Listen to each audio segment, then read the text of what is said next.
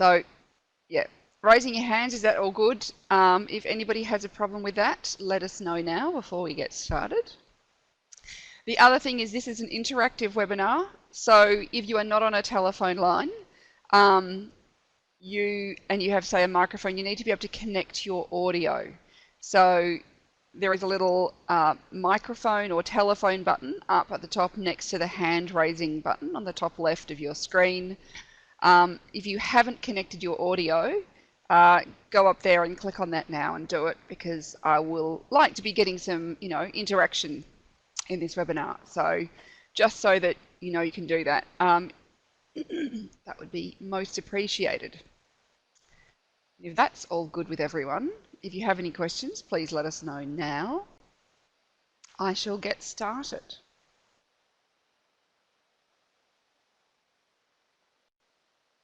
So today our learning outcomes, and you'll be receiving your CEU feedback form, you should be getting it around now, from AICI, which has the learning outcomes on it. So you'll be receiving that in your email. You'll need to fill it in after the second session, not the first one. So you'll see too that you'll have received a handout in your email, and the handout will have, excuse me, will have, it's got two parts. So part of it is for the first session and part of it is for the second session of what we'll be going through. So some of the things that are written on the slide are written on your handout. Other things are you will need to take notes for yourself. So this webinar has been accredited for 0.3 AICI CEUs, and if you wish to receive those CEUs, you will need to fill in that feedback form and send it back in after the second session. So the things we're going to be covering are, in the two sessions, what are the widgets and plugins which are essential for blogging? And these are some of the ones I found to be particularly useful. There are millions of them out there. How to create a never-ending stream of blog post ideas, because this is one of the biggest issues people have with the blogging. They think, where do I find my ideas from? I can't, how can I possibly, I'm going to run out of ideas after 10 days. How to use your web statistics to understand your audience. How to promote your blog posts on social media so that you grow your blog following, and how to identify opportunities to make money from blogging, because it's a lot of effort if you're going to make no income. And just so we'll talk about the different ways, and there's quite a few different ways that blogging can bring you income. So this morning what we're going to be covering is the blogging tools and the important technical stuff. So I may ask you some questions in a minute about who is currently blogging and who isn't, and I might just get, so if you want to write in the check box, the little chat box to the left, if you currently write a blog, if you've been blogging, how long for, or if this is something you think you want to do, just so I get an idea of where you are. Now, Hello? Keywords. So we're going to be covering what they are, how to write attention-grabbing headlines, some web statistical software and what you can learn from it, how to find the ideas of blog posts, and the different types of blog posts.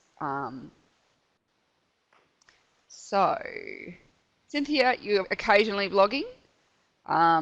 Ola, you've been a personal style, let me just read this here, for 2 years. Okay, so that's great.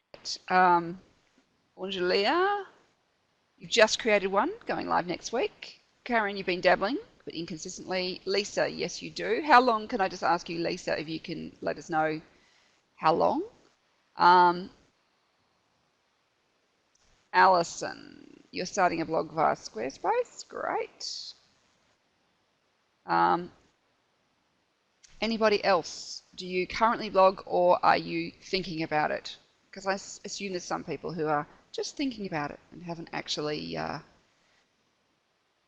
1.5 years. Okay, great. Maria, you're thinking about it. So It's something that, you know, if you have questions, please do put up your hand or write something in the chat box too, so that I can answer your questions, particularly as we're going. If you have a question on a particular topic as we're going, I really appreciate your questions, because I'm sure that if you have a question, somebody else probably has the same question. So what are the benefits of blogging? Well, the things I've found, and I've been blogging since 2008, and I started because I'd started writing ebooks and I wanted a wider audience to sell them. And in Australia in particular, really the way Google works, if you have a what we call a .com.au website, only Google Australia will only point other Australians to it, or people within the location of Australia. So I was limited by my ability to sell it to a global audience. And so that was something that I kind of thought, well, blogging is a way, and I'd started reading a few blogs, and I thought, well, blogging is a way to reach a larger audience. And the other thing is too, is every now and again I had some things that I had some little things I wanted to get up on my soapbox about, and so I decided that that this was the way to do it. So what I found the benefits are in the past few years is that I've found many clients.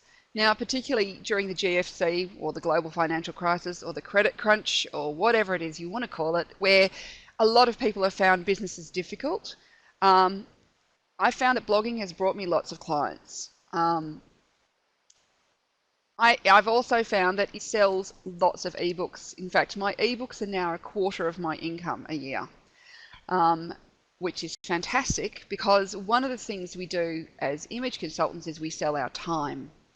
And we only have so many hours in the day that we can work or even want to work. I personally don't want to work all hours of the day and night, and I have a family and my kids are young, and so it's important for me that I can find other ways to create income which doesn't include selling more of my time. It's allowed me to become an expert. Putting my knowledge out there has meant that people come to me, people read what I write. If they like what I write, they think she knows what she's talking about.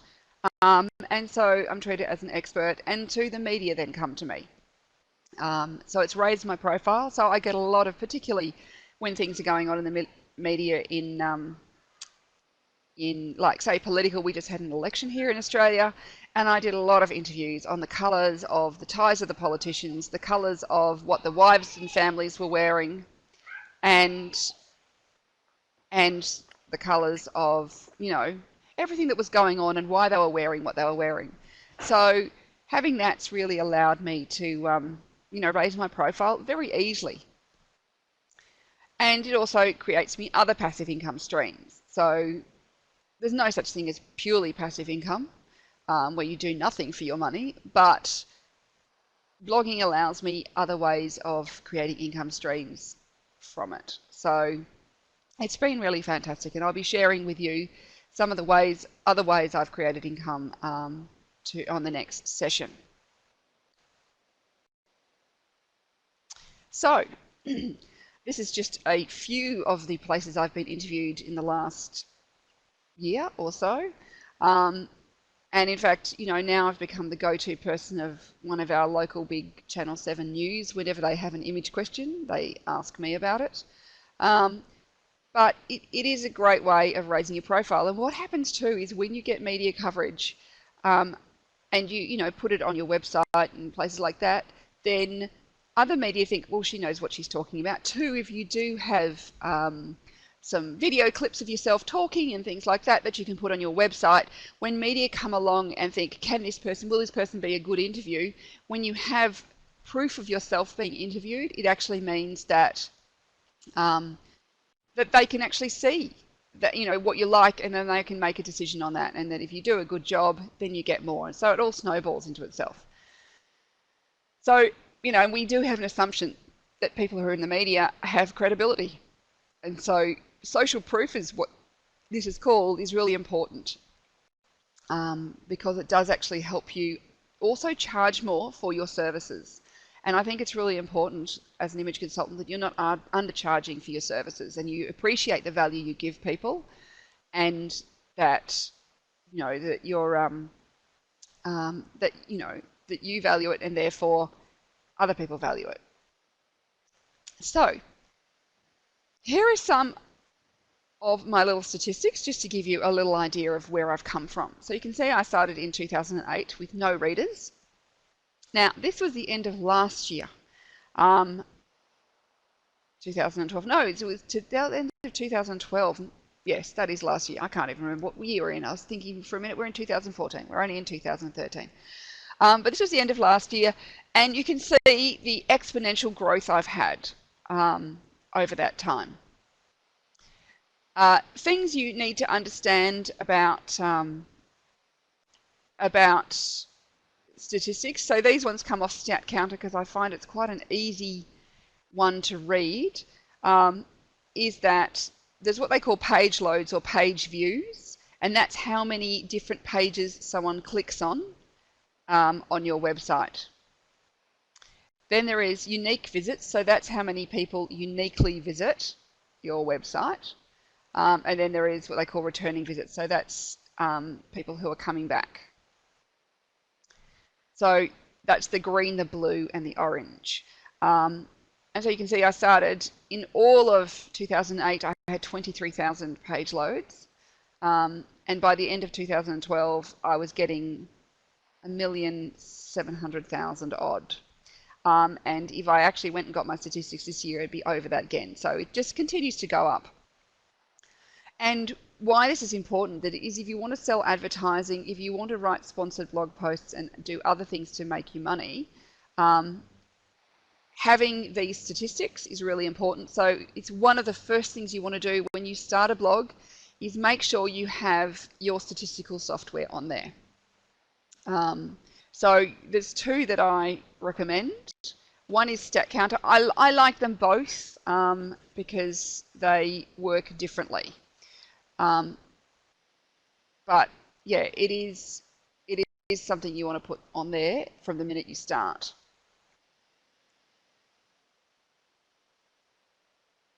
So some of the tools you can use to write a blog. There is Blogger. This is owned by Google. The benefit of Blogger is that it's very, very simple. So if you are not technically savvy, this can be a great place to start. It's very, very, very easy to use and to learn the back end of. So the back end is the part of any website where you are putting the information in and setting it up and how it looks and all those sorts of things. Now, because Blogger is owned by Google, they actually rank you easily and well too, because Google knows about you automatically because you are creating a Google website, basically. Then there is WordPress, and WordPress is what I use as a piece of software for my blog, and it's I originally was on Blogger and I moved to WordPress, and it's because I wanted more control than what Google would give me. So the reality is, with Blogger is great in many ways, but you don't have the full control that you have with WordPress. There is also Squarespace, Typepad, Tumblr, and then if you want to do a talking blog, there's Blog Talk Radio, and there's many other ones as well. Most of them are fairly free, can be free or very cheap. I would recommend, if you have a website, then think about using WordPress, because you can integrate the blog into your website. But there's all sorts of different things, and they each have their own benefits. It's just something you can think about. I like WordPress too, because there's so many widgets and plugins, which I'll talk about in a little bit, that have been created for it. And so it's probably the most used tool that people use. And so there's probably the most development for it. And I think, even the expensive ones I think it costs me $10 a year to have my own, host my own domain. and I actually still do that through Google. I did it when I was on Blogger, which is not very expensive.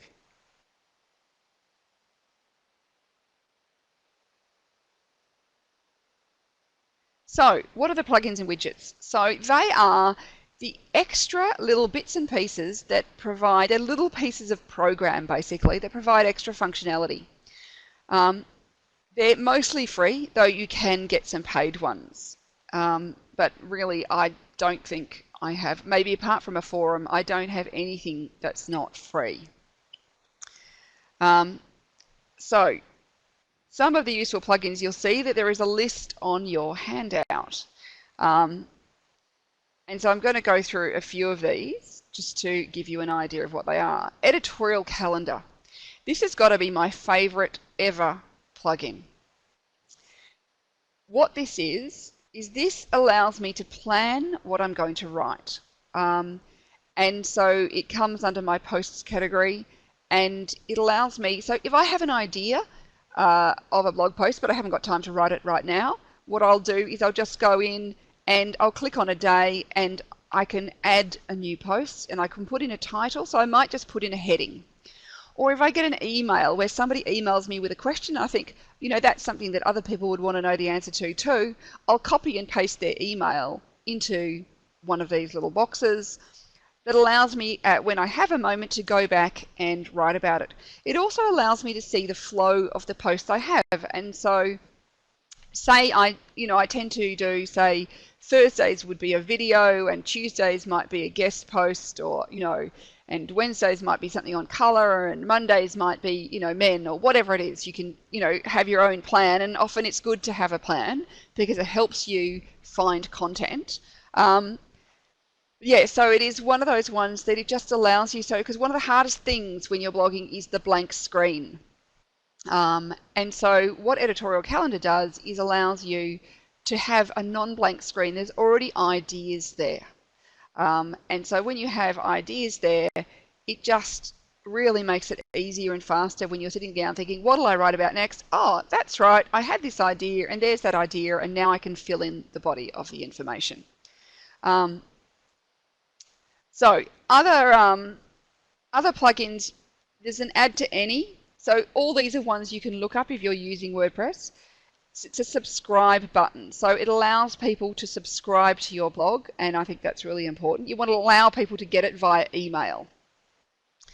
There's what they call the all-in-one SEO pack, and this is recommended by every, as in search engine optimization person that I've ever spoken to. So SEO just means search engine optimization, if that's something that you weren't aware of, and it's how Google and the various search engines find you. So you want to make it easy. So this one actually makes it very easy. It tells you, it's got some little boxes that you fill in and at the bottom of each blog post, and that allows you to put in the keywords, which are the words that people would search on, and key terms, and a description. So the description is when someone does a search and your blog post or website comes up, it's that little, short amount of words that you can read on Google before you decide you're going to click on it. So you get the control of what goes in that. Comment Love. This is one that allows other bloggers, when they leave a comment, to have a link to their latest blog post. The reason this one is good is that these days people are commenting less and less because of things like mobile devices, where it's a bit hard to write a long comment, or if they're reading it on their email, they don't comment. So it encourages people to think, oh, I'll get a link back to my blog if I leave a comment. And in fact, this was one of the ways I started when I started blogging, was leaving comments on other people's blog posts is a great way to build your blog up. So it's a bit about sharing the love. There's FeedBurner by Feedsmith. So this is actually brings your feed in. So FeedBurner is something you need to look into. And create a FeedBurner account. If you have a Google account, you basically can create a FeedBurner account because FeedBurner is part of Google. And FeedBurner is the thing that people use to subscribe. So it's that little orange symbol that you might see. And that's one to think about.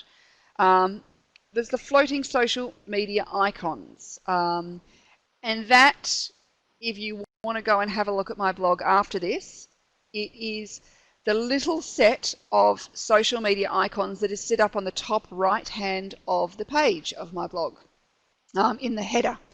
And when you hover over it with your mouse, you'll see that it says find me on Facebook, find me on Pinterest, follow me on Twitter, all those sort of social media things. So it just allows you to link all your other social media accounts to your blog. Google XML Sitemaps. This is the one that allows Google to track through your blog and then, you know, put all the information onto the internet. So highly recommended. Multicons. This is a little one that actually allows you to put, it's kind of like creating a more fancy templating. So it's, you know, it gives you the option of bold and change the font and put things in color and all those sorts of things, because the basic WordPress that I use doesn't have it. So Multicons basically gives you a fancier editor button. So, you know, all those sorts of little bits and pieces if you want to make things look pretty. Enrelate is a widget that allows you to have at the bottom of a blog post other things you might find interesting. So it actually goes through and will find other blog posts that relate to the blog post that you've just written. And so what that does is create what they call stickiness, which we'll talk about later. Shareaholic. So this is at the bottom of each blog post. You'll see that there's a bunch of social media icons which allow you to share the blog post through various social media platforms. Polldaddy. This is one that allows you to create polls, and polls get you some interactivity. So if you want to ask a question of, you know, I don't know, how many pairs of shoes have you got, or how often do you have your hair cut, or whatever it might be, Polldaddy will allow you to integrate polls directly from your website. The Pinterest Pin It button. This is a little button that you can, it appears over the top of all your pictures and photos, and it allows people to pin directly that picture or photo to their Pinterest boards. And then there is one called the Subscribe, Connect, Follow widget. And that's another social media one which allows you to get people to subscribe and follow you through social media. So there's lots of different plugins that you can use. So where would you put them all? You can put them in the search bar. So your search bar is a widget. So that's something, it's important to allow people to search your website. You'd put a sign up or a subscribe button. You can sell ebooks in your widgets. So the widgets are all the things down the right hand side of most blogs. Some people have them on the left as well, but they're all the little bits and pieces. You might have advertising down there. You can put your logo or any sort of logo. You can put archives, and you can put other social media and Twitter links, those sorts of things. So there's lots and lots of different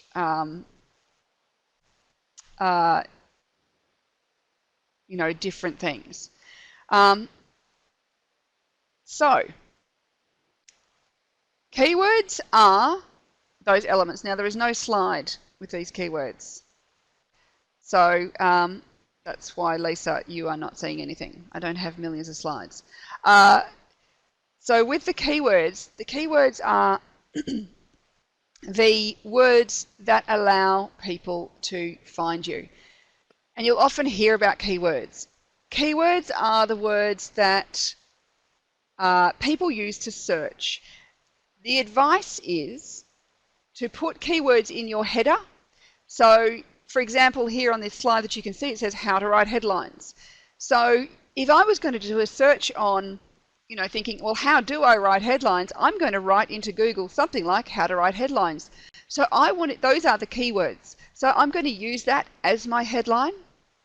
And I'm also going to use those words and the words that also other people might search on in the body. And it's ideally you want to put it into the first sentence or paragraph, and also something in the last sentence or paragraph, because apparently when the Google bots that go through ranking things, they're looking for the keywords to be spread through, but also the beginning and the end are the most important. So these days, I don't know if anybody is as old as me. When I first started using the internet back in 1995, and it was Alta Vista was our search engine, and we used to use 1 or 2 word search terms. We just put colour in. But nowadays we'll put in and they're saying now 5 to 7 words is what people are using. So don't feel that your keywords have to be short or 1 or 2 words, or that you have to think about 1 or 2 words. You want to think about writing whole sentences. These days keywords are whole sentences, not just 1 or 2 words. So think about the search terms you use when you're looking for information. When you're Googling, these are your keywords. And then look at what people are using. So, writing headlines. How do you write some attention-grabbing headlines? I'm going to get you to do some work in a moment. So there are different ways of writing them. There is the how-to. So, for example, here is a how to write headlines. How to, look 10 kilos lighter. How to, whatever it is. There's millions of how-tos. They're particularly effective. People really like how-to information. Then there is the lists. So these are things like the 10 commandments of, the 7 habits of highly effective people, all those sort of things, where it's a list of, 8 ways to lose your lover, all those sort of things. People quite like a list. They like a number. And they're quite easy to write as blog posts too when you have a list, because you've got a number and you can just write point 1, point 2, point 3, point 4, So it actually easily makes the information easy for people to handle. Then there's a keyword search base. So this is where you've actually gone into your analytics and looked at the keywords that have been used and thinking, well, I haven't written something on that, but if people are finding me through searching for that, maybe I should write about that. Curiosity. Using curiosity is a really good way to get people in. It's what they call a hook. So have you ever, done this, done that? Have you ever thought about, people tend to read things where there is a curiosity element. Sayings with a twist. So, or puns on existing, books, movies, songs, titles. It's a cover-up, There's, there's many books and things that have used this, aim, shoot, or fire, shoot, aim, or whatever it is. There's all sorts of things like this where people have used existing things, and you'll notice many magazines will use these sorts of sayings with a twist on their editorial. So it's something that you can think about. They're quite easy to find. And then there is the alliteration. So this is where you use, alliteration is where you use the same sound at the beginning of multiple words. So sweet summer smells. Could be a perfume blog post. So there are different sorts of blog posts, and you'll see on your handout that there are other ideas too, some ideas. Like, so do you make XXX mistakes? The secrets of, whatever. What can teach us about? And so all these sorts of headlines are found to be particularly useful. So what I want you to do now is write headlines for each of the following topics. Once you have written, so you can see that there's summer shoes, avoiding looking old, choosing a hairstyle, wearing belts, business casual. Try and use different sorts. So don't write them all as how-to. Try and do a how-to, a list, a keyword, well, maybe you can't do a keyword search base, a curiosity, a saying with a twist, or any of the other headline ideas that have that are in your handout. And when you've finished writing them, please put your hand up and I'll be getting you to share. So you can all start writing now.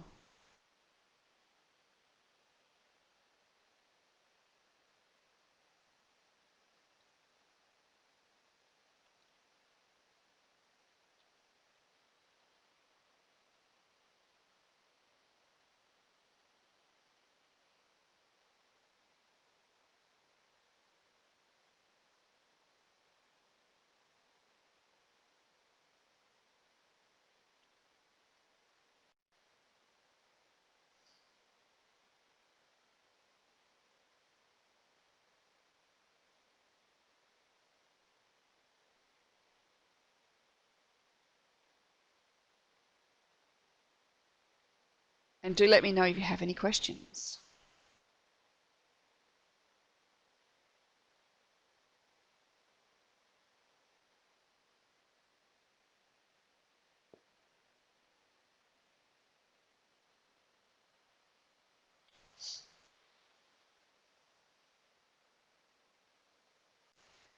Okay, the headline subjects are on your handout.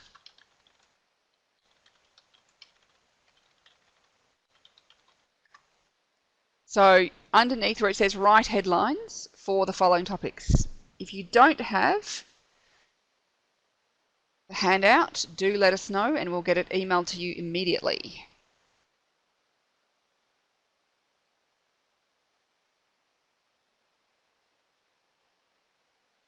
So they don't have to be perfect. All I want you to do is just start thinking really fast about, ways you could write a headline.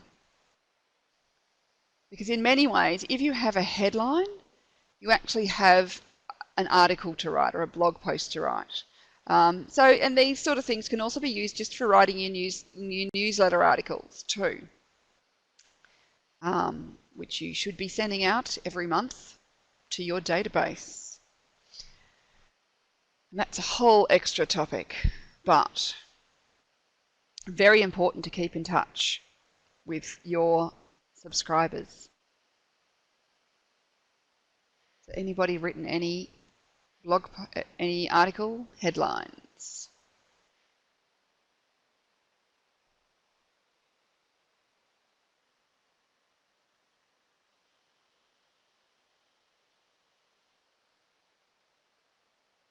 Seven summer sandals under $100. Beautiful.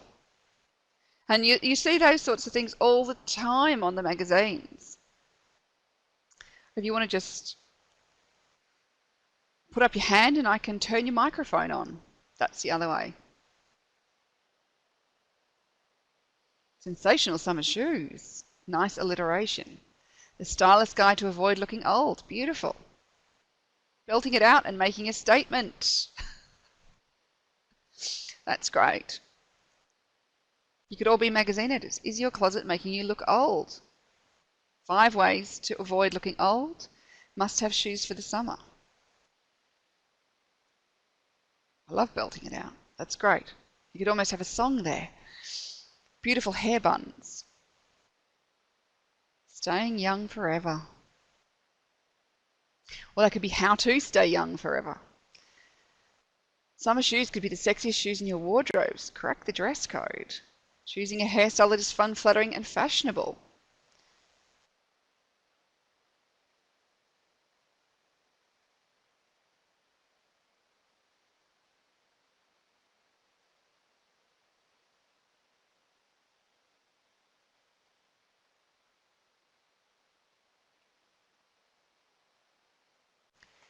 Five useful tips for hiding in your closet. Now, I don't know, Anne, can you unmute your microphone? Because I am having trouble doing that. It doesn't seem to be working. When I click on it, it's not giving me the option. Can you speak, Anne? Or Jessica? Can you figure out why I can't get it to speak?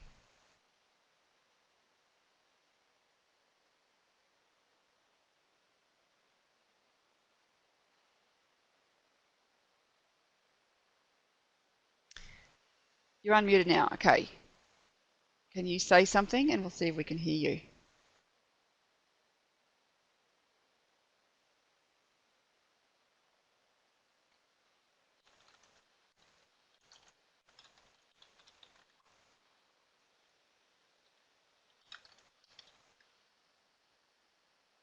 Okay, no. I'm asking Jessica to look into it.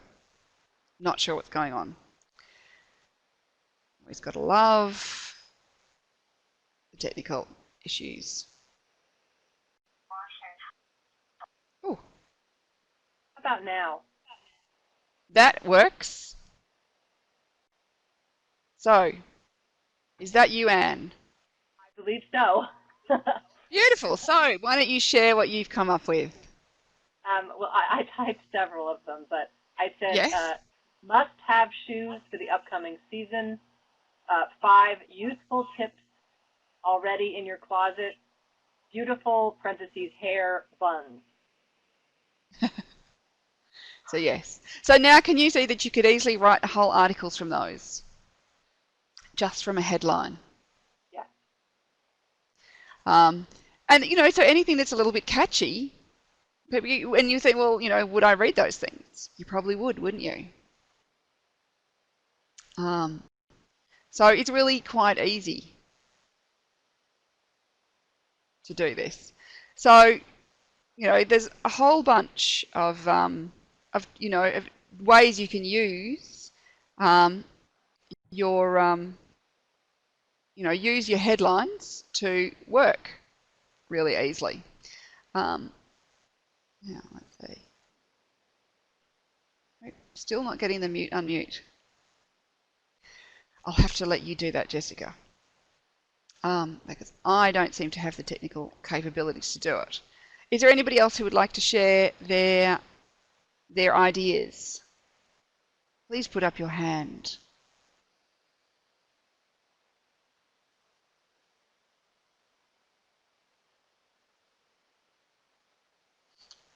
Okay. But hopefully you've got lots of ideas now to start with. So let's go on to some thinking about web statistical software. There are different sorts of software that you can use. The most well-known and highly used is Google Analytics, and you need to have Google Analytics if you actually ever want to sell advertising, because that is what everybody wants to know. They want your Google Analytics. They're not interested in any other sort. But it's great for some things. It sometimes isn't easy to read the information, or the information isn't presented in as easy a way as possible. So, you know, so it's great, but it's, you know, it's not as easy sometimes. The other one I use is StatCounter. I only use the free version of it, which allows you to see the last 500 people who came by, as far as the specific information, but it does give you an overall sense as well. And I actually find it much easier to get some information out of it. It's got nicer graphs and things in some ways. So I have them both. And in fact, my StatCounter is just a widget that's installed once I set up my account. So with Google Analytics, when you go in and set up an account, if you haven't got one already, you'll go in and you'll go in and you can see like they'll give you a piece of code, and then you copy and paste that code into the header of your blog, because that goes across every page that people open. So there's two different pieces, but you really need to have some.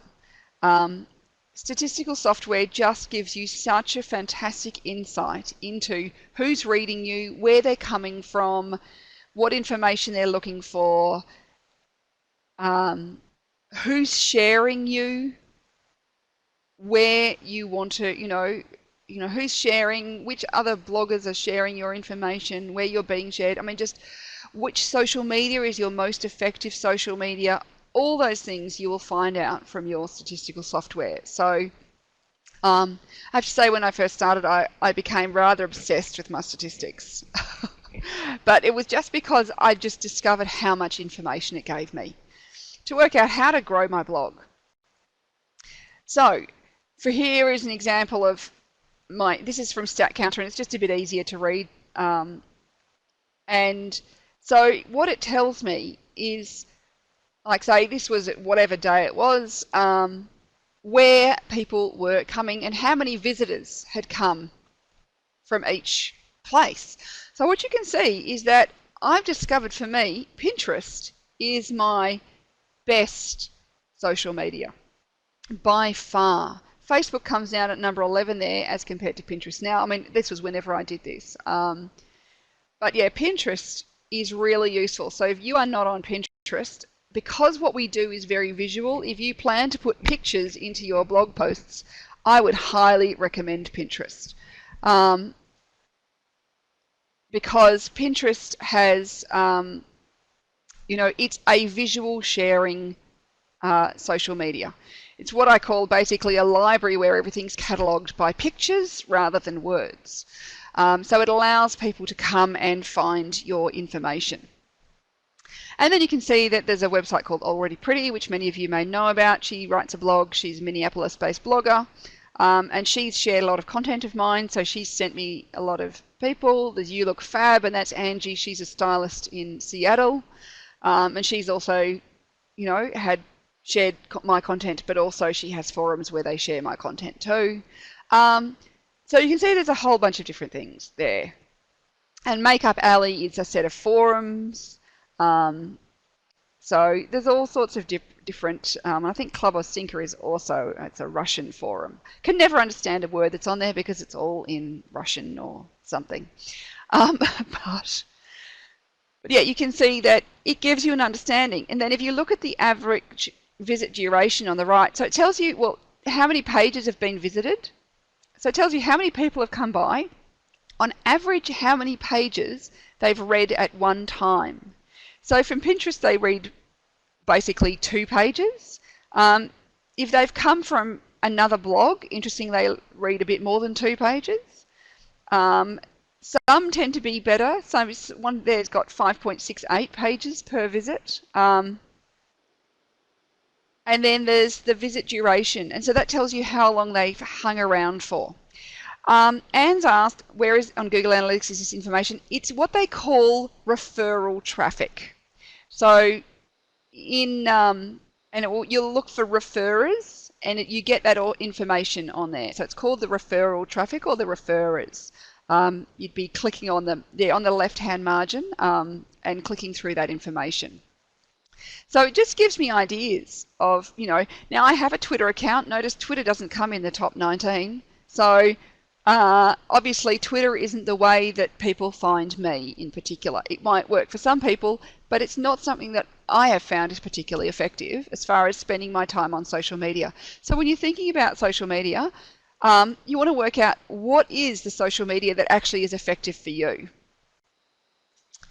Then there are landing pages. So this is the where people come to. So these are what they call the popular posts. So this is, also down in the traffic, there's kind of traffic sources. So it tells you where the traffic sources are, and then you can look up where they come to. So these are the blog posts that have been very popular. So just the first one, just the slash, that means my home page. So if you're wondering why is there nothing after that, it's because they're just coming to the home page rather than a specific blog post. But you can see how to pose for photographs, how to wear skinny jeans. These things have been quite popular, or they were at that time. And so sometimes you might think, oh, well, if that's popular, maybe I can write something else about it, or maybe I can expand that or improve that blog post. So it's just something to think about with your analytics, is using it in ways that, make it effective for you. And knowing who's coming, where they're coming from, what sort of information people are looking for, and engaging those people. The scuff marks from Patent Leather, that's one that continues to get people. I was quite surprised at how popular that one's actually become, because it's probably gone up in the rankings by now. And I get comments all the time, and people also share, their own tips on how to remove scuff marks from Patent Leather. But that is one. It's an example of using some keywords of someone's gone, I've got scuff marks on my Patent Leather. They've typed into Google how to remove scuff marks from Patent Leather. And because I've written a blog post on that, you can see that I'm going to come up pretty easily in Google, and therefore I get the traffic coming my way. Where are they from? So this gives you the information about where all my readers are from. So the darker the green, the more the readers. The lighter the green, the fewer. The white means nobody. So in Central Africa, I really don't have many readers. But you can see that in USA and Canada, I have quite a lot of readers, and Australia would probably, is my other darkest country. And the UK is probably slightly darker. So you can see there, it's United States, Australia, UK, Canada, And that at that time was, and how many visits, how many pages they've come from, how long they hang around for, and how people are new. Often people are new visitors. But it also gives me an understanding. So because I'm aware I have such a great number of readers who are from the Northern Hemisphere, who are, say, in a different season to me. They're in the opposite season to me. So we're in spring now, they're in autumn. They're going into winter, we're going to summer. It means I think about what's going on in their part of the world, as well as what's going on in mine. So I may write, how to choose a flattering swimsuit for my Australian readers because we're coming into summer and it's something they're thinking about, but then I'll also write how to choose a coat for winter. Because the people in the Northern Hemisphere are going into winter. So I like to, always be aware when you know where people are from, it starts to give you other ideas for blog posts and what people might be interested in or might be wanting to know about at that time. So, where to find ideas from, because this is often the thing. So we've got, use the comments you read on other people's blogs. So read a few blogs to get some ideas of what other people do. Do not copy them. As much as, in many ways you can think, well, it's a form of flattery if you're copying the way they're doing things. But honestly, it's like the number of times I think things and I think, please, can you just do your own thing rather than trying to be me? But if you look at the comments, sometimes people write some really interesting comments or may have something good, interesting to say, or just spark an idea. Comments left on your own blog. I mean, I get a lot of questions on my blog, which I'll think, oh, rather than just replying in the comments, I'll actually write a whole blog post about it. And also think about what are the most frequently asked questions that people ask you. So you can also see that there's a list on your handout where to find ideas. So I also use the news. Is there something going on the news that I can write a blog post about that I can relate back to what I do? Books. Now, particularly when I first started and, I found it harder to come up with ideas, sometimes what I'd go and do is pick an image book off my bookshelf, open it up at a random page, put my finger on it, and whatever happened to be the topic of that piece, I would then say, well, I'll write about that topic. But I'd shut the book and put it away because I don't want to be influenced by whatever that author has to say, but I'd go and write my own version. Articles. So, if you read an article in a newspaper, article in a magazine, other blogs, magazines and newspapers, I mean, honestly, every time I read a magazine, I look at the cover or I look at the articles they've got, and if they've got a great headline, I think I will, steal with pride, and I'll take that as a topic for my blog because, the people who are writing magazines, they know how to write headlines that sell. They have to get people to, buy that magazine, and those headlines are really important. So they're a great place to find ideas. And quite often, I can't tell you how annoyed I get when I'm reading the articles and they say everybody should wear a, coral peach blush colour. And I think, it's universally flattering, and I think they don't know what they're talking about. Every time I have one of those, they don't know what they're talking about thoughts, there is a blog post that I can write about. Use your social media.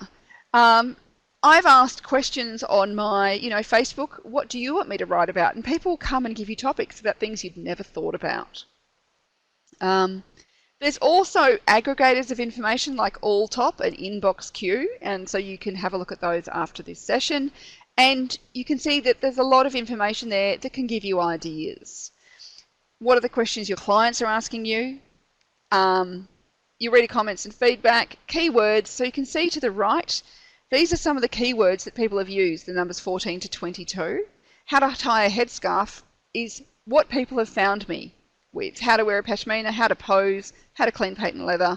So you can see how those questions are why I've got blog posts written about those topics and why they rank. So as soon as you actually put some keywords, make sure you put your statistical software on your, you'll start getting this information very quickly. And I mean, short-waisted, there's probably 10 different things I could write about being short-waisted. And then, of course, going on to being long-waisted. And then guest posts. Guest posts was something that I thought about later on. I hadn't actually thought about it much to start with. I don't do a lot of guest posting. Well, I don't have a lot of guest posts, but it was actually something that I came up with when I got sick and I was in hospital. And what actually happened was that I was lying there in hospital with no internet connection, and thinking, how on earth do I, where my readers are going to wonder where I am, and I thought, I'm too stressed. I need to write content, but I haven't got any time, and I actually came up with a guest post idea. So guest posts are another way of giving you content that you don't have to write yourself. So what I want you to do now is write the list of the 5 most asked questions by your clients. And then I'll get you to share them. So what are the things that when people ring you up that they ask you? What are the things your clients just always want to know? I want you to write the 5 most asked questions down now.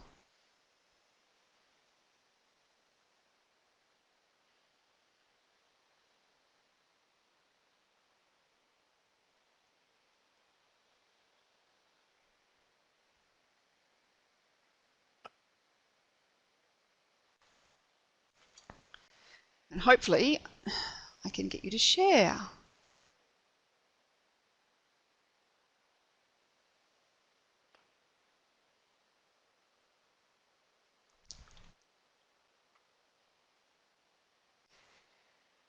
Yes.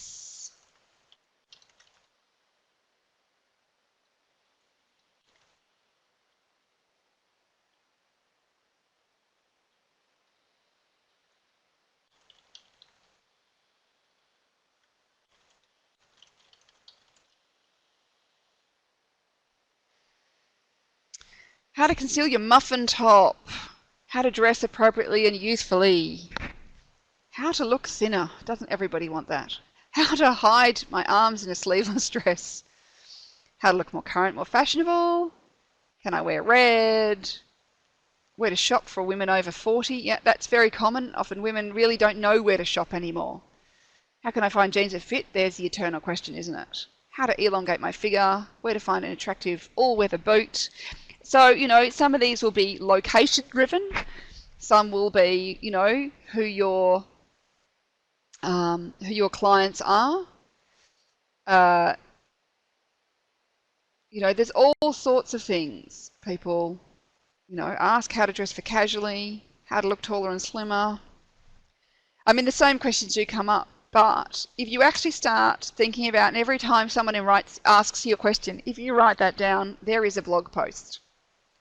And sometimes how to look more polished as a professional. Some topics like that could be 10 blog posts. If I looked at how to look more polished and professional, you could talk about grooming. You could talk about dress codes. You could talk about, there's all sorts of topics within those topics. So, I want you to think, that sometimes rather than write one really great long blog post, think about some of those topics are very big, broad topics. Could I actually make them smaller? Could I split it up into 5? And you know what happens? What is really great is when you hit a kind of theme, like where you've got the, this week or every Monday is going to be the polished professional, say, that people get to know about it and they look forward to it and they want your next one. They want the next piece of advice, the next piece of information. So these are really great ways to actually to create lots and lots of content. And one of the things I've discovered is when you start creating content, more content comes actually very easily. The more content you create, the more ideas you have. And I know that sounds bizarre, but I'm sure that what's happened is that, your brain gets rewired. Okay, so anybody who raises your hand, so would anybody like to raise their hand and share some ideas with us? Would love you to. We will get you unmuted. So go on. I can see you girls. You've been writing lots of ideas down. Put up your hand. How about you, Cynthia? Would you like to share? Or Karen can. Karen, are you there? Would you like to speak? Yes, You're unmuted. Can you hear me? So, yeah, we can. So tell us, what are some of the things that people ask you? I live in a fairly casual town, and how to look professional yet not over the top. So that's one of the things that I've been kind of exploring in my blog post, Living Well Northern Style. Yeah, because that's a really big issue. I find when I talk to some of the Americans that can be quite a big issue when you live somewhere that's, casual land, where everybody's dressed down most of the time. And the problem is learning the parameters of when dress down is too down and still being Yes, professional about it. yes. Or maybe you can just raise the whole tone of the whole area. That's my goal. Get them all to learn to dress up a bit. That's right. Is there anything else that you get asked about a lot? I come from a makeup consultant background, so I get asked a lot about skincare, especially now that it's getting cold up here. How do I beat dryness, that kind of thing, and how do I deal with flyaway hair and those types of things as well. And how do I look good and keep warm? Yes. So yeah, so there's lots of great, so you think you've got a whole grooming section there. That would be really good because they're questions that's not just one person with the flyaway hair, is it? It's like lots of people have that. Oh, it's an epidemic. Okay, now I'm going to ask Cynthia. Cynthia, can you unmute? Yes, you are. Beautiful. So tell us, Cynthia, what are the things people ask you? First and foremost is, how can I dress youthfully appropriate or appropriately Yes. youthful? They feel Yes. like, they're 45, 55, and they don't want to appear that they're trying to dress as if they were 25. Yes. And that's really important because a lot of women, they either get to the frumpy where they're too worried about looking like mutton dressed as lamb, as we say. Most of these Or are single women as well. Yeah, or it's the 1661, which I don't know if you've heard. That's the 16 from the back and 61 from the front. And I think being single as well, most of these women are single. Yes. They also want to attract a certain type of man that is respectful. Yeah. So, I mean, that gives you, some other, there's a whole host where you could talk about, you could get into the whole what to wear on a date. I mean, there's so many topics there when you actually start to dig into it. What's appropriate, how to catch yourself a nice man. And that's their language. They always say appropriately useful. So I've adopted that. Mm-hmm. Yes. So yes, always use their language. So yes, so you can see that within every topic there are multiple topics. So every time you can kind of dig down, break it down into smaller areas, the more topics you'll discover within it. And I think that's one of the joys of blogging is you actually discover that there's a lot more to things than maybe you'd originally thought when you just got asked the question. So yeah, so that's really great. Thanks. Like having a conversation. Yeah. It goes on. Yes. It goes on. Thank you for sharing, Cynthia. So, if we move on to thinking about our keywords, these are a bunch of keywords that I have had where you can see that they are whole blog posts. Now, I don't think I wrote how to hide a tummy as a blog post, but absolutely I could. I mean, how many women want to hide their stomachs? Lots of them. And in fact, there's a little thing to do that if everybody knows this, you know, when you start typing a search into Google, it starts coming up with what other people have been searching on. So today, after this, I want you to go onto Google and maybe just start typing, like say, best shoes, and see what the next words are that come up. And this is another great way of discovering what people are searching on, because if you can write something that actually fits with their search term, Google will rank you better. And that's something that's really important to know about. And also to be aware. Now, I don't know if you're aware, but I do like little videos, like not all the time, but I try and do a fair number of videos. Because, of course, YouTube is owned by Google. They own the world, I think. And what they've decided is that they actually want to be able to put up a video answer on the first page of Google to every search people put up or put into their search bar. So when you think about that, if you can create a video, you will, because if there's a lot of people who don't have videos, that actually is a fast way of getting you onto the first page of Google. So it's really interesting when you think about these sorts of things to actually to start being aware and going, well, if I'm starting searching something into Google, and also too is when you do that little search into Google, you can see the language other people are using. And as we're just talking with Cynthia, it's important to use their language, not necessarily the language you would use. Like I was quite surprised when I was going through the statistics of my image consulting website where I get my clients, my regular kind of Australian clients as such would go, and I discovered that it was, you know, how do I get my colours done was something that people were searching on. You know, it's like we know the term is colour analysis or personal colour analysis, but you've got to think about how does the person who's searching for something who doesn't know what they're actually the technical words are search for it, and can you use those words? So that's just something to be aware of when you're thinking about your keywords. But it's good to go in, and keywords, the easiest way to do this is actually just to start playing with Google and the Google search bar and start typing in questions related to the topic you're interested in writing about, and that's going to give you what people are searching on, and therefore which keywords to use in your headline and through your article. Media.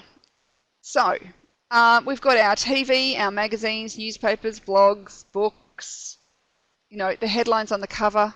I mean, I'm always reading through the headlines, content, and studies. I mean, this is one of the best places. If you can find a study that someone's done on something and then write about it, that's a really good place to start for a,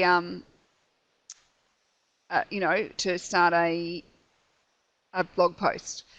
Because people love a bit of a study, and what happens when people are starting to look up a study, your blog post is likely to come up as well.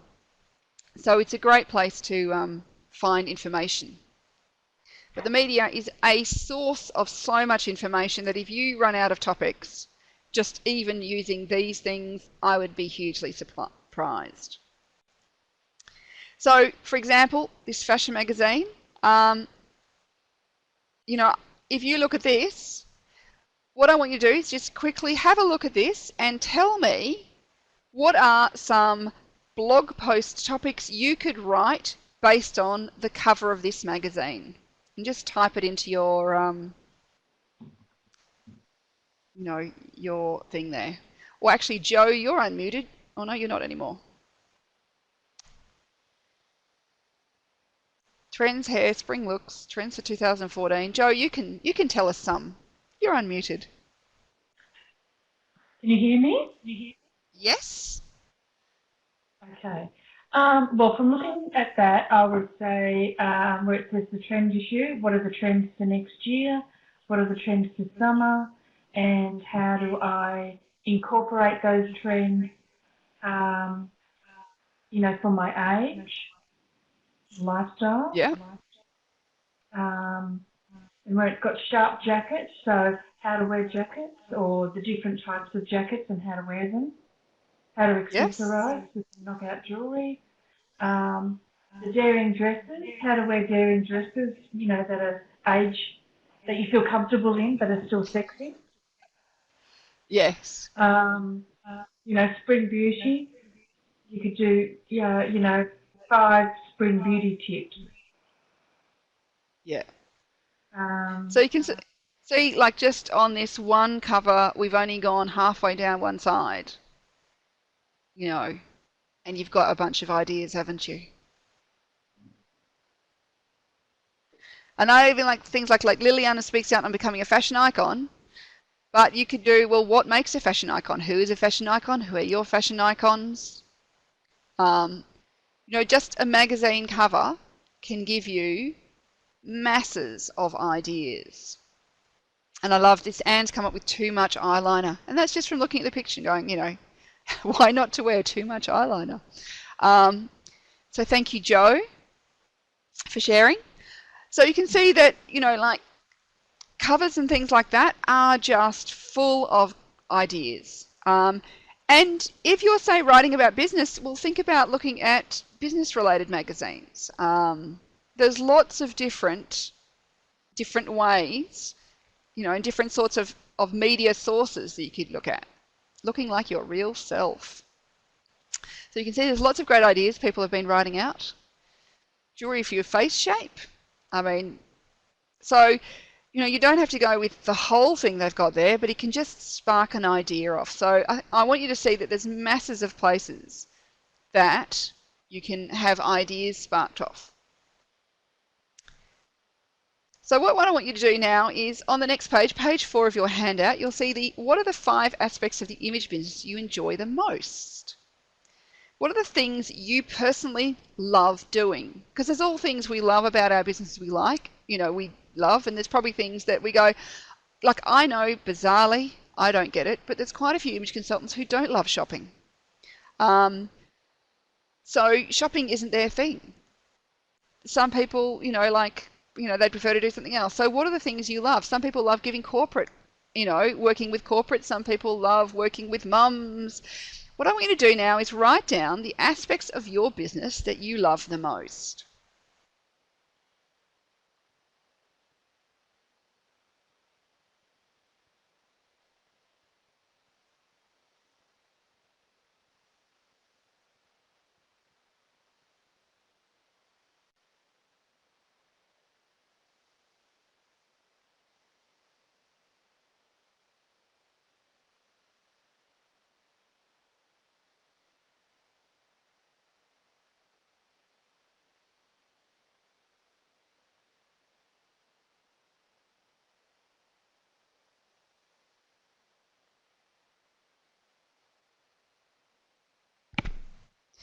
Power of colour.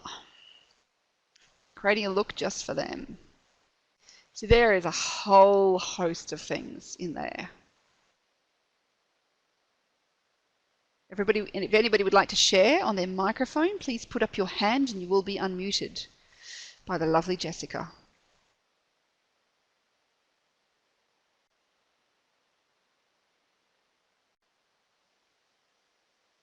What is it you love? Okay, Ola, please. Okay. Well, you'll be Hello? unmuted. There we are. You are unmuted. Hello, Ola. How are you? I'm good. How are you? Can you speak? I'm Great. speaking. Now, tell us, what do you love? You are. What do you love?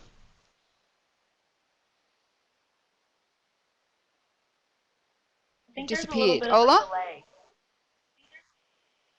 Oh, okay. So I love mixing and tell us what you matching love. within a wardrobe. Mm-hmm.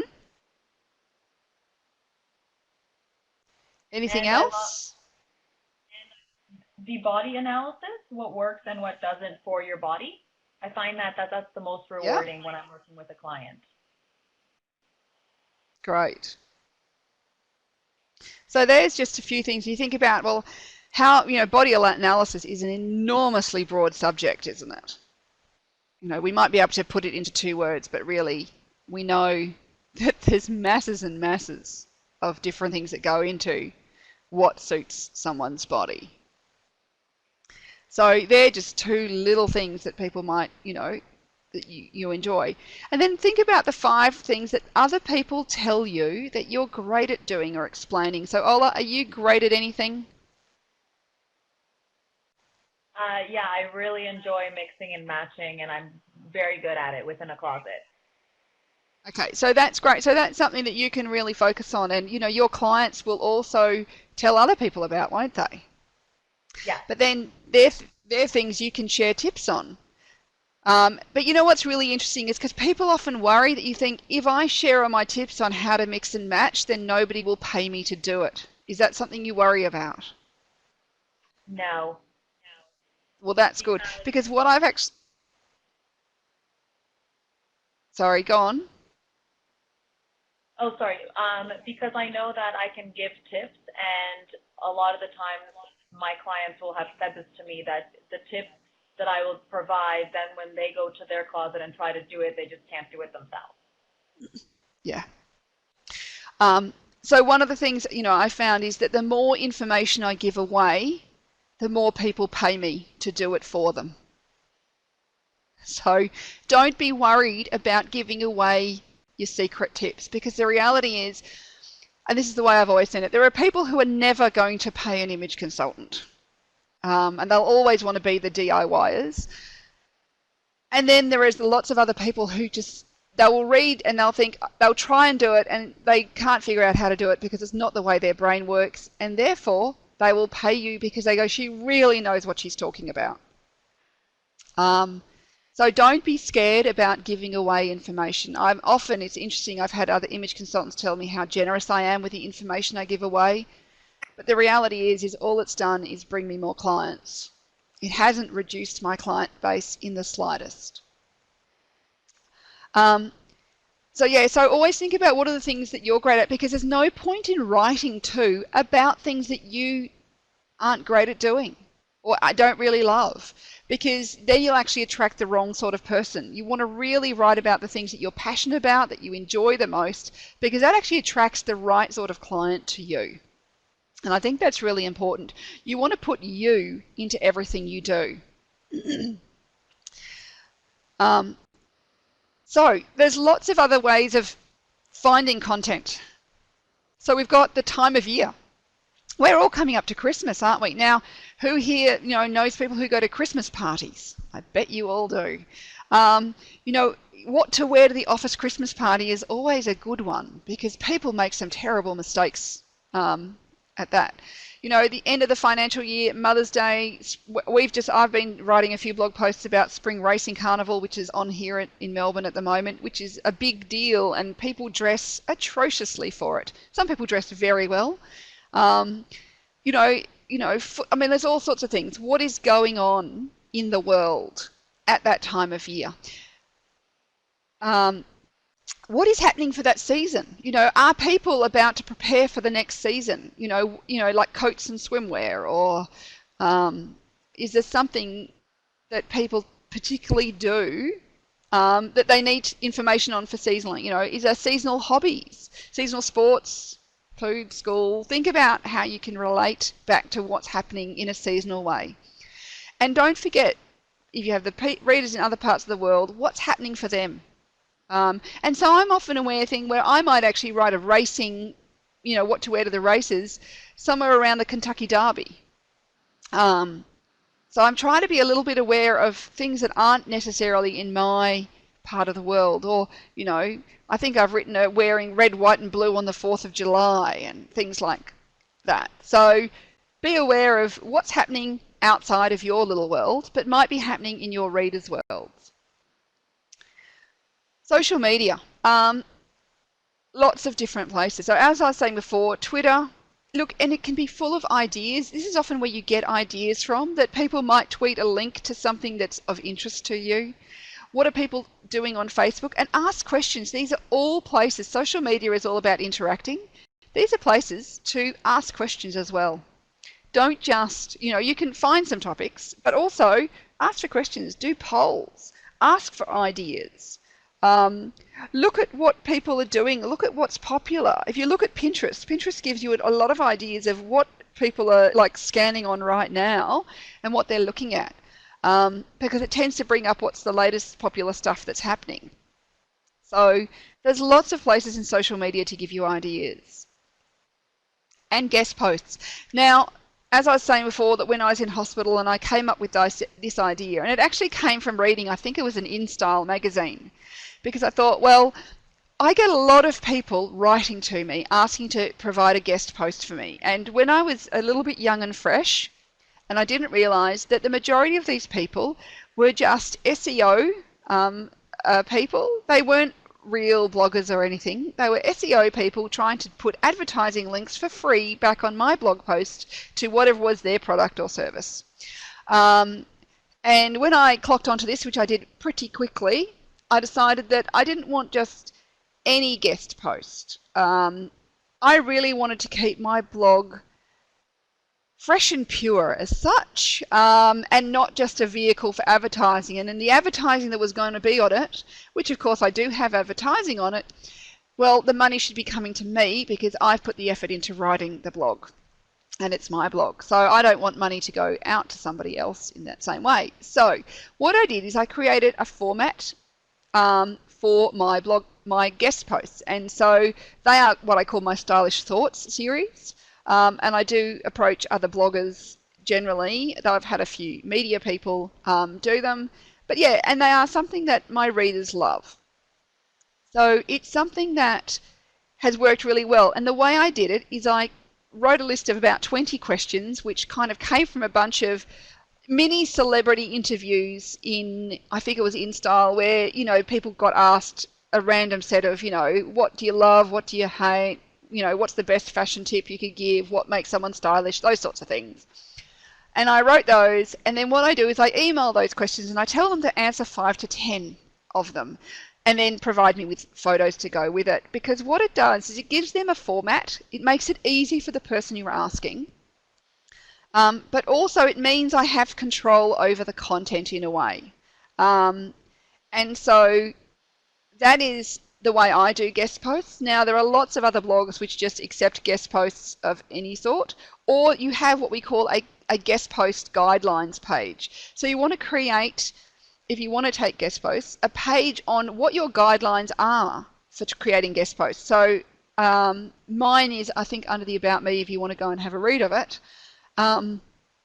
where it basically says that I don't accept guest posts unless I have asked. The only guest posts I do accept are my Stylish Thoughts, unless I have specifically gone and requested them. So, and occasionally I've asked someone to do a guest post, say when they've written a comment or something where I thought that is really interesting. I'd love them to expand on that for me, because I think that's something that's interest, but I don't accept the kind of people who are just emailing me guest posts. And can I tell you, if you start getting these emails and they can't even be bothered to put your name into it, like Hi Imogen, they're SEO people. They haven't even been bothered. They're emailing everyone asking to do guest posts. I think the one thing you have to do, and whenever I do approach another blogger to write a guest post, if their name is not in the About Me section, I spend a lot of time surfing around their blog trying to find out their name before I approach them, because I think it's just rude not to. Because it does actually say, do I even read this? Like, to me, if my name's all over my blog, if you can't even be bothered to go and look it up, you're not actually a reader. So don't lie to me and say that you love my blog and you read it all the time. Credit me with some intelligence. So it is something to think about, is that the guest posts are, have some control over them. If you're going to do them, have some control.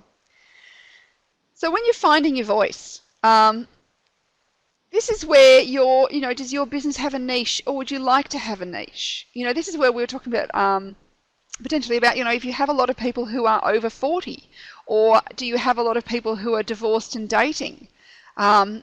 Sometimes actually becoming the expert in that niche, if you start writing about that topic, you're actually going to create yourself a niche. So that's why it's important to think about what are those things, the aspects of the business that you love, and the things that people tell you you're good at, because that tells you where your niche should be. And if you write about that, your niche will come to you, because the internet is the place where people are searching for specific niche information. So you've already done that. So, types of posts. So there are a bunch of types of posts, and they're not those sort of things, but they are what we call list posts or list articles. So these are the 1, 2, 3, 4, 5 ways to do something, the 7 habits, all those sort of things. They're a list of, things. Then there are the problem solvers. So what is the problem? How do you solve it? People love those, and they get shared a lot. If you solve a problem well, so that one I had, how to clean scuff marks off patent leather, it wasn't a particularly long blog post, but it's been pretty popular. Then there are link posts. So these are the ones where you go back and you link to lots of old information. These are actually really important, because what they do is they keep your older information and they keep people on your blog for longer. So when people go and you've got lots of links to older blog posts, it keeps the old blog post content being looked at, but also too, it keeps people on there longer, because if you've got 5 or 6 links to old blog posts, that means you've got 5 or 6 page views that they're going to go. They're not going to just read the first page, they'll read that one and that one and that one and that one. And in fact, my blog post that went up today was basically a link post. Then there are opinion posts. Now, opinions are when people, you say, I have a strong opinion on a certain subject. And I recently wrote an opinion about hoodies, and there are many people who don't agree with my opinion on hoodies. And this is the reality, is when you write an opinion, not everyone will agree with you. Now, you can choose to, if you never ever want to rock a boat or never ever want to put someone off, never write an opinion post. But opinions are one of those things that people can either love you or hate you. Sometimes writing an opinion, what it actually does is get people to love you more, if they agree with you. And there are a lot of bloggers who basically their blogs are full of opinions. Someone who, I don't know if you've heard of, Penelope Trunk, she writes a blog called Brave and Careerist. Hers is mostly, it's information, but there's a lot of opinion in there. There's a lot of people who write opinions, and it's like the opinion pages in the newspaper. And the reality is, be aware that you may get everybody's been nice to you write an opinion, then people just say, I don't agree with you.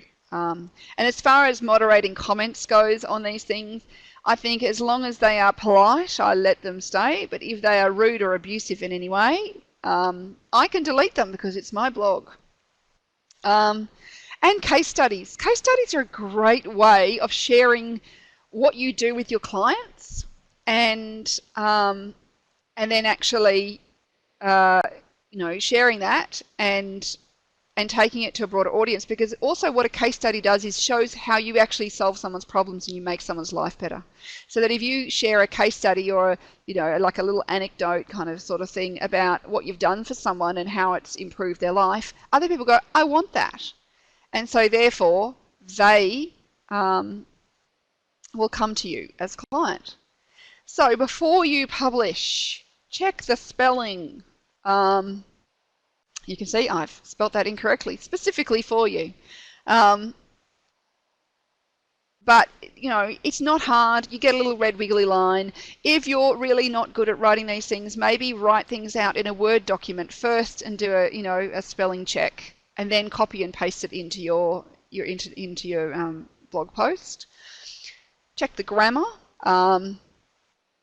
Check the readability. Now, the readability is more important if you're writing long articles. And there is actually a thing within word which is called the Fleisch Readability Index, which just gives you an idea of what sort of language you're using. If you're using too much jargon, it'll actually tell you.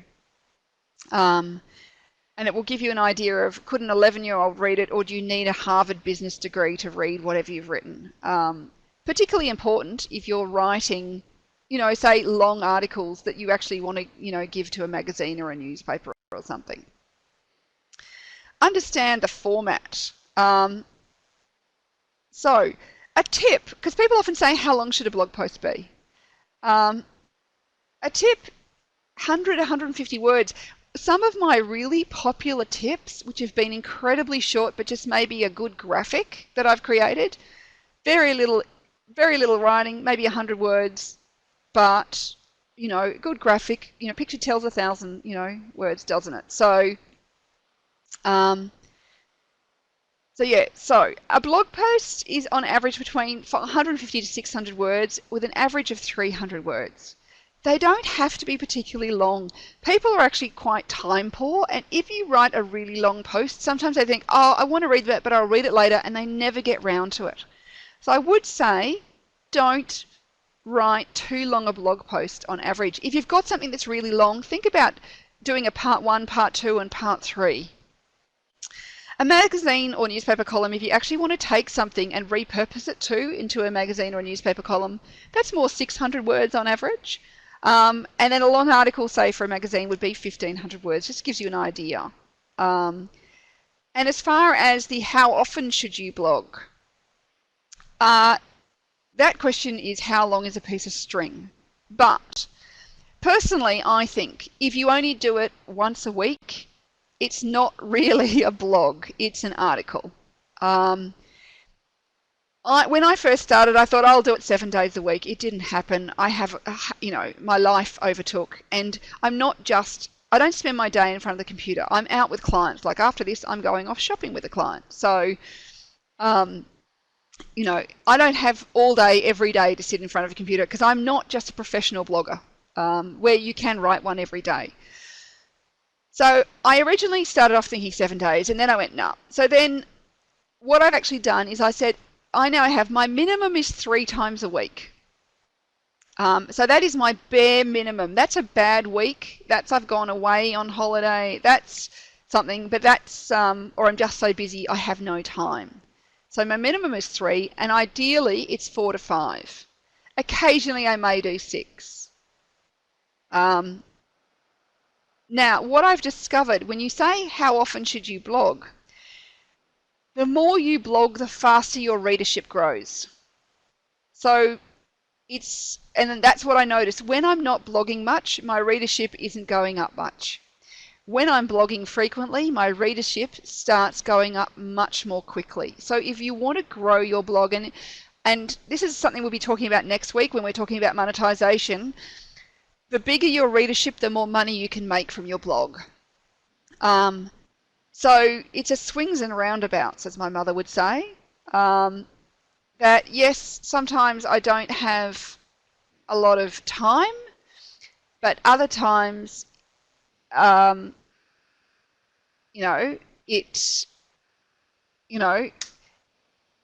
actually allows me to make more money, so that therefore I can do other things.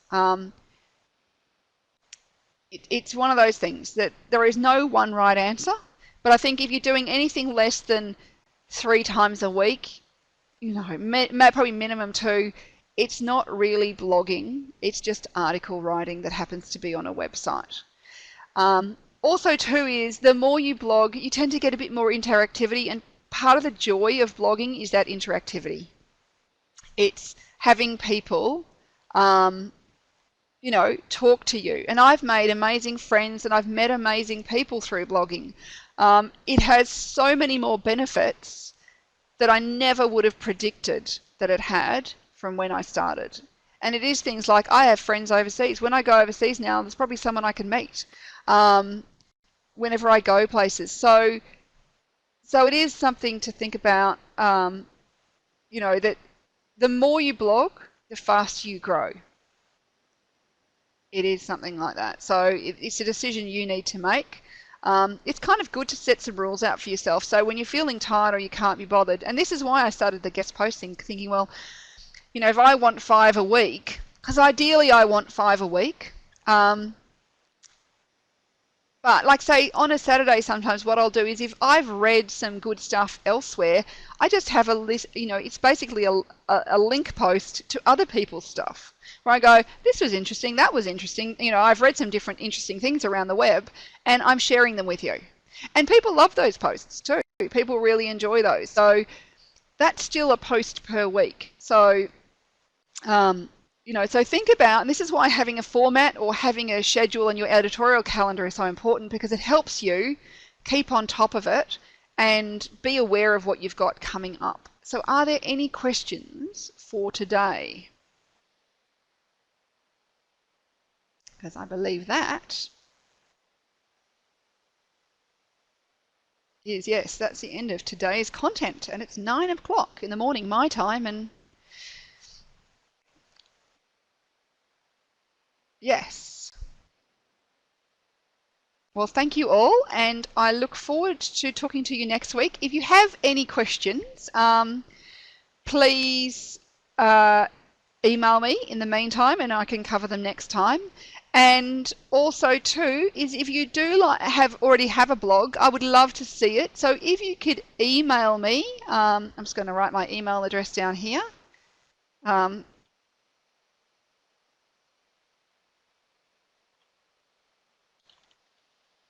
If you could email me your blog URL so I can have a look at it before next time, I would really appreciate that, because I love to know what you are doing. Thank you, and I'll see you next week.